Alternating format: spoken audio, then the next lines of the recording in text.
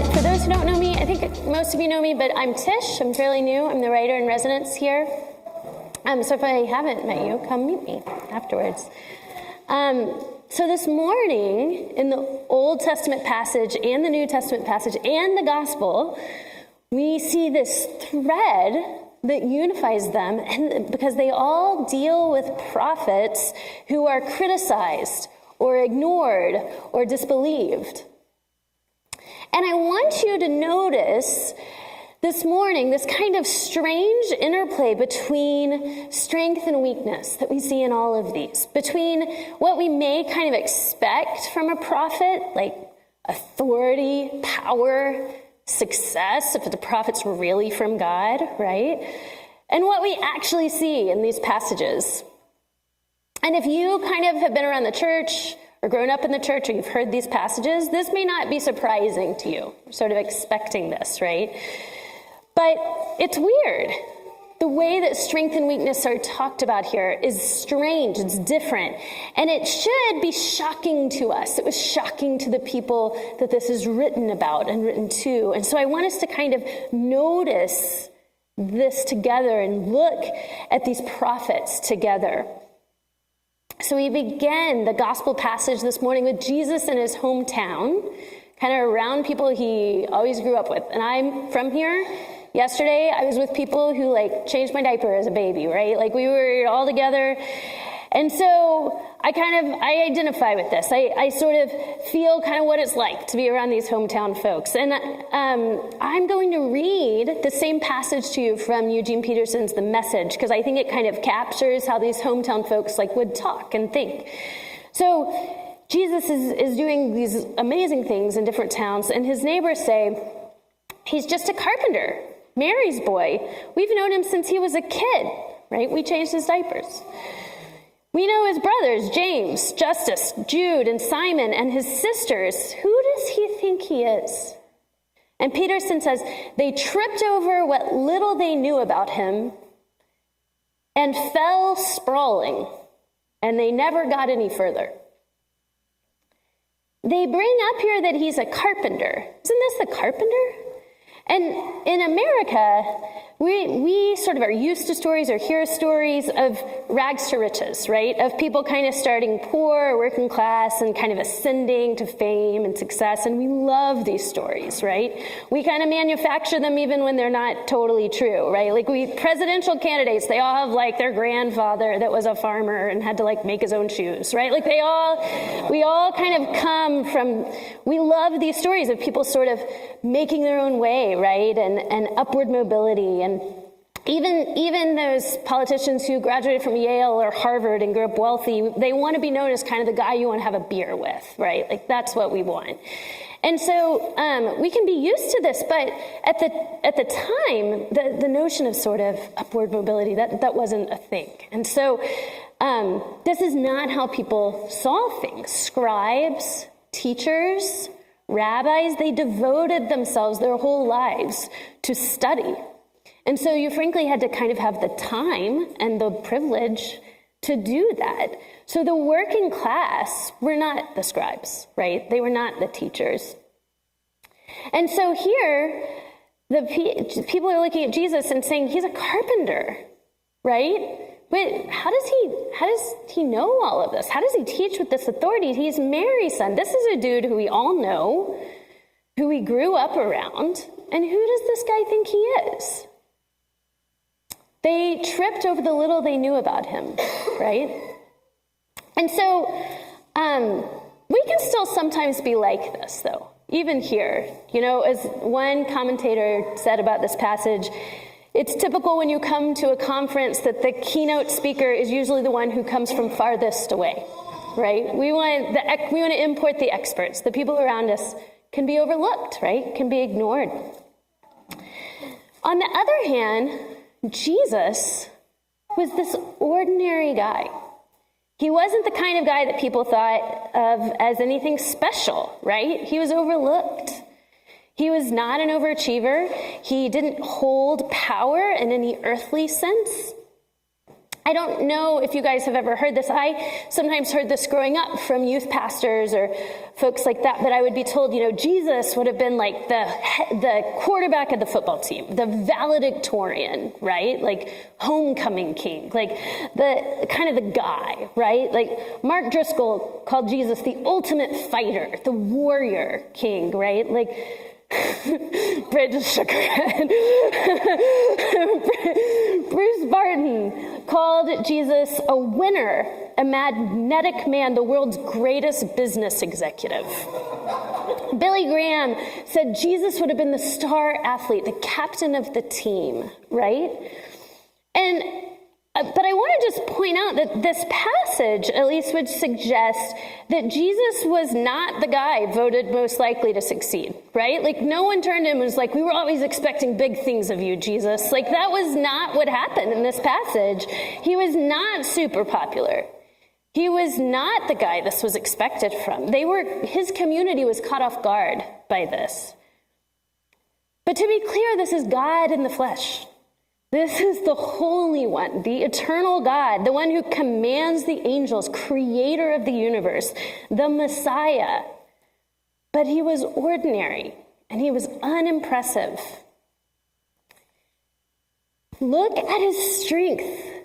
Let's meditate together for a second on the strength of Jesus, the strange kind of strength. Notice that it doesn't look like what we often conceive of as strong. Jesus could have tried to prove himself to his hometown, right? He could have called down angels. He could have smote them if he wanted to.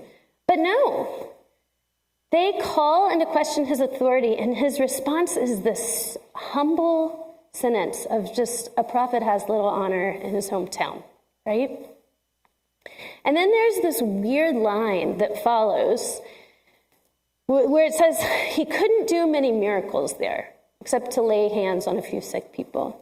And I want to talk about that briefly, mostly because I never got that passage. I didn't totally understand what that's about. Is Jesus' power somehow dependent on our faith? Like, can he not heal if we don't believe strongly enough? There's Jonathan. There's like a family joke because Jonathan and I are both terrible at technology. I'm worse, but so if we have an iPhone that breaks or a computer that's not working, I'll bring it to him or he'll bring it to me, and we'll say the magic stopped working. And I think about this when this passage was Jesus like laying hands on people and they weren't getting healed, and it was like the magic stopped working, right? Like, what are we going to do? No. That's not what we're seeing in this passage. In studying this week, I've seen that what scholars have said about this, what other people have noticed, is that he couldn't do much there. He couldn't do much healing there because people weren't coming to him for help. Jesus didn't go to a new town and knock on everyone's door and be like, hey, does anyone need a miracle in there? He didn't go sell himself, right? He healed those who came to him, who came looking for healing. And people in these other towns flocked to him, sometimes more than he wanted, right? But here, in his hometown, their skepticism and their pride kept them away, kept them at home. They weren't going to ask for much, right? They said, I'm not going to ask Mary's son for help. He can't help me. So they missed this power in their midst out of their skepticism, and Jesus marveled at their unbelief. They missed this power because this power didn't look like what they expected. This power didn't look like earthly power. It didn't meet the expectations of their imagination of what power could look like. And so they missed it. He wasn't a political leader. He wasn't educated. He wasn't wealthy. He didn't have a PR team. He wouldn't have had many followers on Twitter. He was this guy from their backwater hometown, and he seemed weak. He seemed weak like they were weak. And so they could not see that he was God. They couldn't even see that he was a prophet from God, right? This passage, by the way, is the first time that we see Jesus identified as a prophet in this gospel. He says it about himself. He names himself as a prophet, right? This revelation of who he is. But it's said in the context of weakness.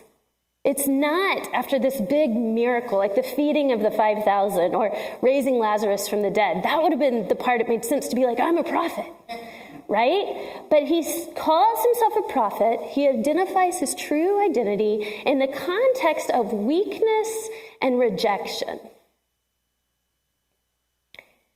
So now we can turn to the New Testament passage this morning that we read about in Corinthians.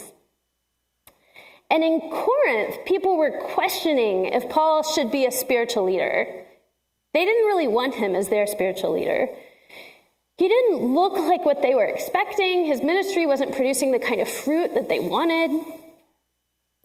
He didn't seem successful enough at the time. He was too ordinary. He was kind of, they thought, a loser. And Paul then recalls this incredible experience of spiritual power in 2 Corinthians 12. And it begins, I know a man, or there was a man that this happened to. But 100% of scholars who I've ever read on this subject have said Paul's talking about himself there. In third person, Paul's talking about himself. This is the very famous asking for a friend, right? It seems like, so out of humility, so he's sort of talking about himself this way. But this seems like someone of great spiritual power, right? He has this incredible experience where he hears from God himself. He's taken into paradise or heaven. And Paul immediately turns from this declaration that seems like he should be on top of his game, right? This kind of amazing spiritual experience. And then he says, in order to keep me from being conceited, I was given a thorn in my flesh. So after this profound experience of power, we turn towards Paul's great weakness. And we really don't know what this thorn in the flesh is. It could be some kind of physical ailment. Some folks think it might have been a struggle with his eyesight. He might have been blind or mostly blind. Some suggest that it could have been a spiritual trial, a struggle with sin. Or some say that it even could be about these people who are speaking badly about him and tormenting him and kind of dragging him publicly over and over. We don't know. Apparently we don't need to know because Paul didn't decide to tell us. But Paul asked God to take away this struggle, to take away this sin, to take away, or whatever the struggle is, to take away this thorn in the flesh that he's experiencing hardship from again and again. And he asked faithfully, he asked in belief, he asked with ardent belief, and God does not take it away.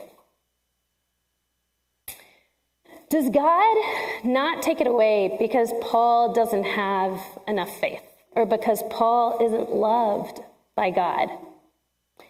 No, Paul tells us why. He says, God doesn't take this away. God said to me, Paul says, my grace is sufficient for you, for my power is made perfect in weakness. Weakness transforms Paul. It makes him like a paper lantern, translucent, so that Christ's power can shine through him. And this verb, he says, Christ's power may rest on me. The verb there means to make a home in me. Christ's power settles on me and makes a home in me. But this is a strange kind of power. It's a power that doesn't make us dominate others, but serve others. A power that often doesn't look successful, but exposes our great need for a deliverer, for a savior. It's a power that teaches us to be rejected by others, to not fit in, to delight in weaknesses and insults and hardships and persecutions and difficulty. I'm not there yet. I still need to grow and learn this type of strange power. This isn't the first power. This isn't the kind of power I would be like first in line for. This grace that Paul receives is not a healing grace. This is not a grace that makes us healthy or wealthy or successful. This is a grace that sustains us. It teaches us to endure. This is a grace that shows us how weak we are, but makes God look really good. And then we turn to the Old Testament and we find Ezekiel, another prophet, right? And God raises this man to his feet and the Spirit speaks to him, which is amazing. What an honor to Ezekiel. What a show of power and spiritual authority. And then immediately the passage turns and it says, go, say my word, but they will not listen to you. You will be rejected. You will not be heard. You will not be listened to. You will not be honored.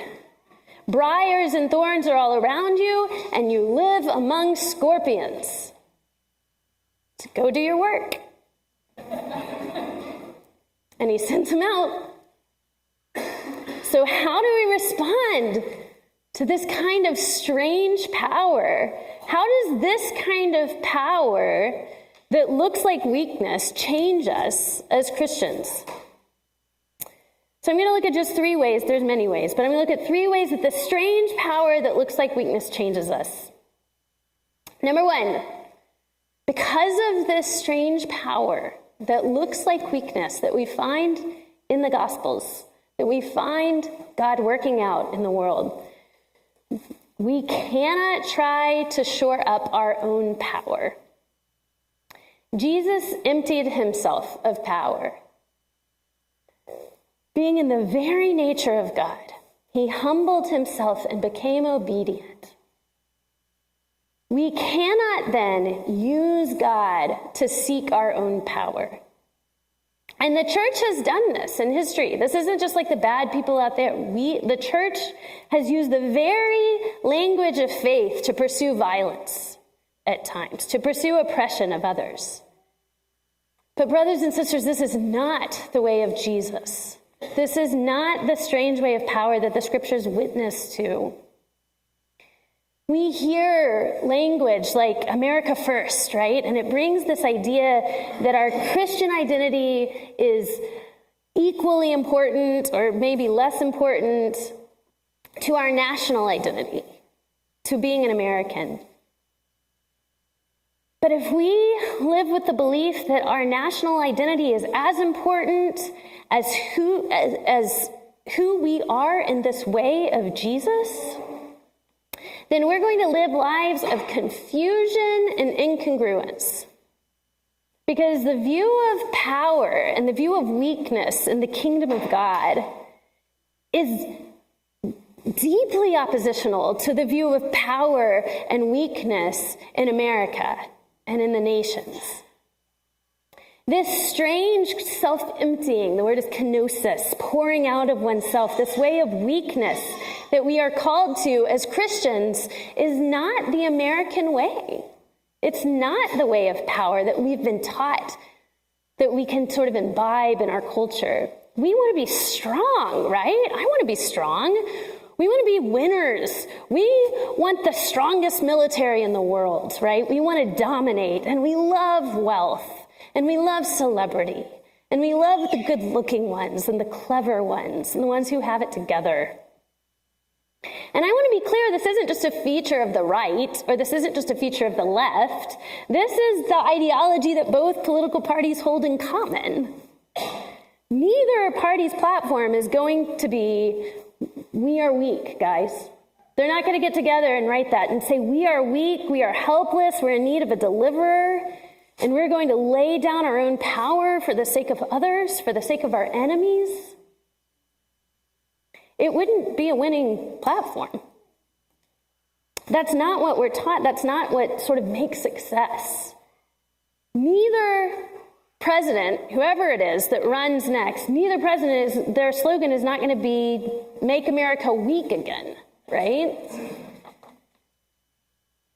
But this is part of the call of what it means to be a Christian. Brothers and sisters, we cannot renovate God into a picture of power that comports with our own cultural definitions of it.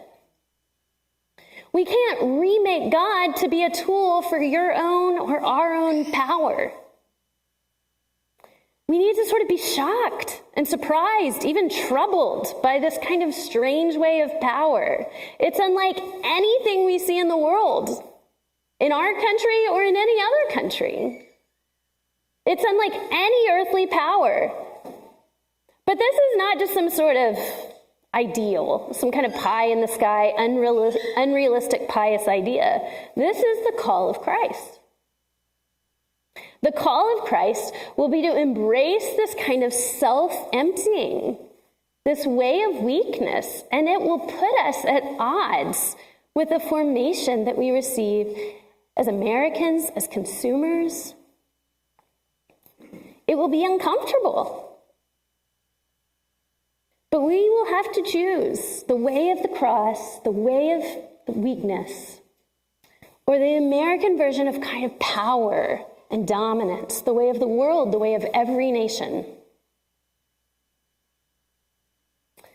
So number 2, how does this strange way of power change us? It teaches us not to shore up our own power, but kind of the flip side of that. It teaches us to do the very hard work of embracing our own weaknesses. Saint Isaac the Syrian said, "Blessed is the man who knows his own weakness." We don't typically think of that as blessedness. But that's the way of the cross. That's the way of flourishing. God is strong when we are weak. But we want to be strong. I want to be strong. I mean, I want Jesus, but I want to be like, sufficient, like kind of cool on my own, like enough, right?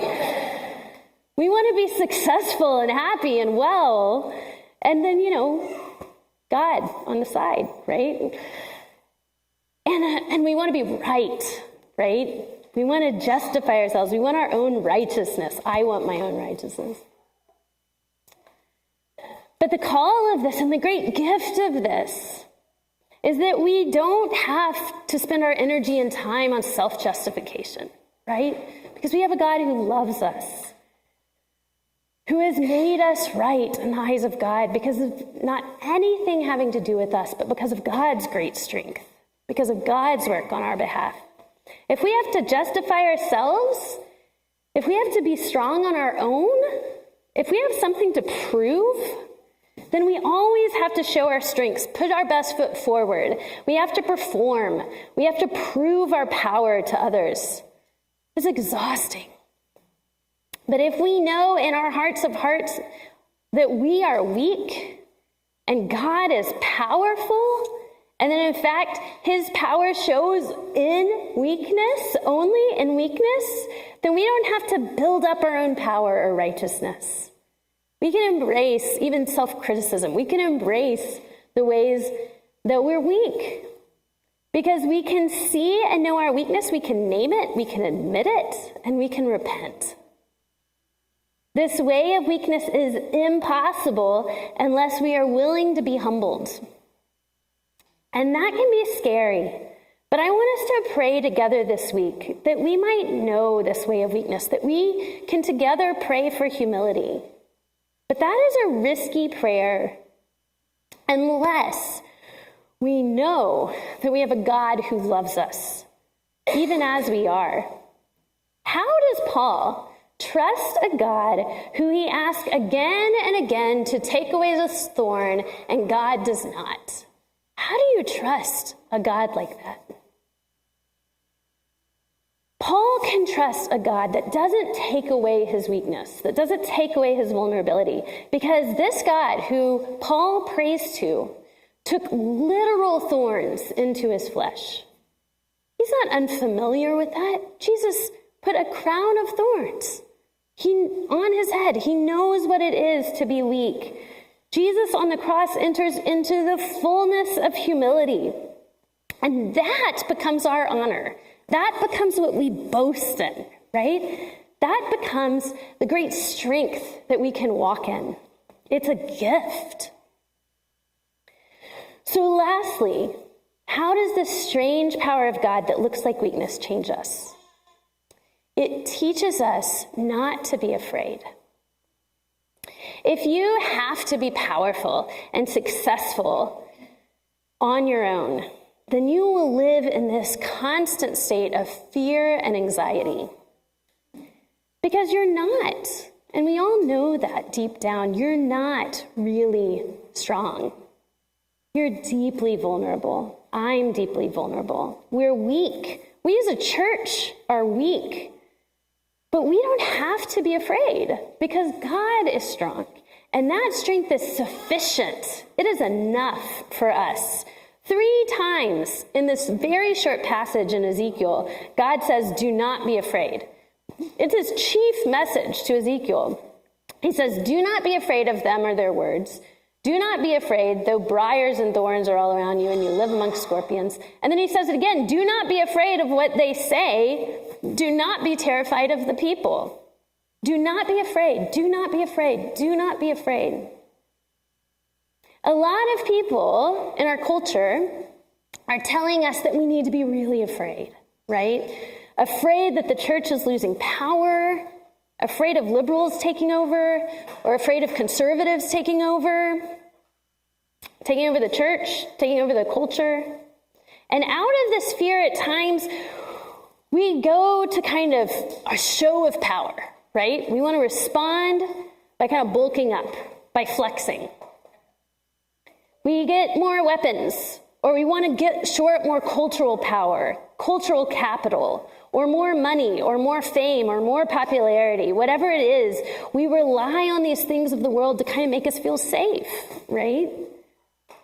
But friends, our call is that you do not have to make yourself strong. You do not have to turn to the tools of the world to shore up your own power. Do not be afraid. I'm convinced more and more week by week that our primary Christian witness in a time of anxiety and fear is to be not afraid. As a community, to not be afraid. You are weak. You have every reason in the world to be terrified if you're left on your own. You have good reason to be afraid. You are not sufficient on your own. But here's the good news. We are not left on our own. God's grace is sufficient for us. So do not be afraid. For when we are weak, then we are strong. God's power is found, in fact, in and only in weakness. So the call this morning is to trust this prophet who wields a very different kind of power.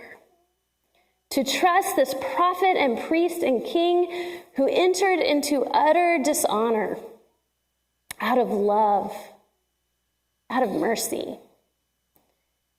And he is risen now in power and in honor at the right hand of the Father. In the name of the Father, Son, and Holy Spirit. Let's spend a few minutes in silence and ask the Lord what he would show you this morning.